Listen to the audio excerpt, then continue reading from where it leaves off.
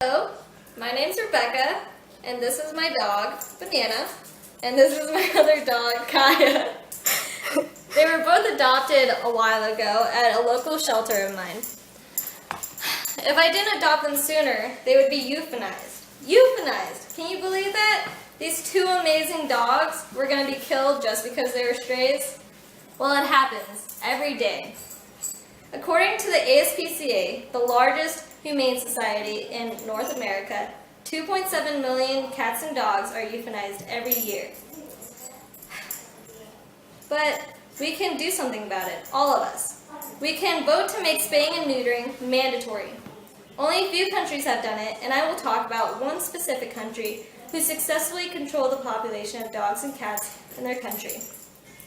For the next few minutes, I'll be talking about what a city did to try to control the overpopulation and what we can do to make our best friends have a good, long life ahead of them.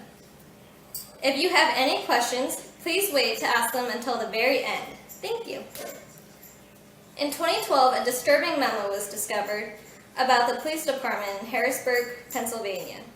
Strong advocates and journalists from Global Animal reported a memo telling Harrisburg police officers to stop taking stray dogs into their local animal shelters because the shelters were too full.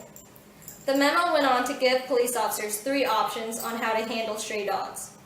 Allow the caller reporting the dog to adopt the animal, or the police officer adopts the dog, or the police officer takes the dog to a safe area, either to release it or kill it. That's right, kill it. The memo also allows police officers to kill stray dogs whom they think may be vicious and a danger to the public, or if the animal is obviously sick. The memo also instructs officers who have decided to kill the dog to leave the body at a State Department of Agricultural loading dock. Isn't that the sickest thing you've ever heard? Cesar Millan, a well-known dog trainer and TV host of the show Dog Whisperer, discussed in an interview about his visit to Germany. He was impressed by how many things Germany was doing right for their animals. For example, it is mandatory to spay and neuter your pet there. If you want to breed your dog, you can apply for a license, but otherwise, your pet is neutered. And you know what? They don't have the kind of stray animal problem that we have in the U.S. Their tax dollars aren't spent on euthanizing helpless animals either. They have things so under control that they are able to adopt rescue animals from other countries. Can you imagine?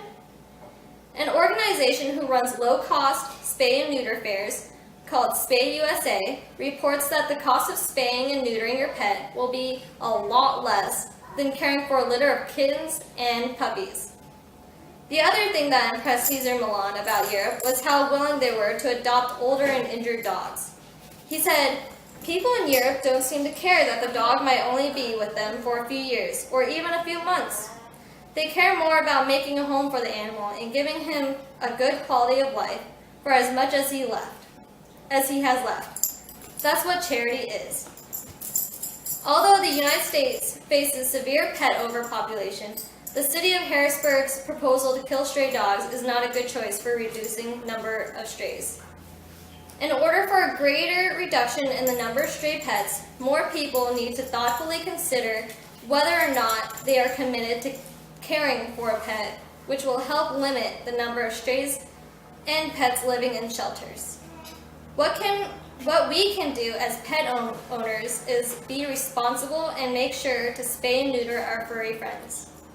We have to be the voice for our silent companions. Even the smallest action by us have a huge impact on our nation's cats and dogs. After people spoke up in Harrisburg, they built a brand new shelter to take in more dogs. So raise your voice, it just might work. Thank you for listening, and I hope together we can make our best friends a life worth living. Thank you.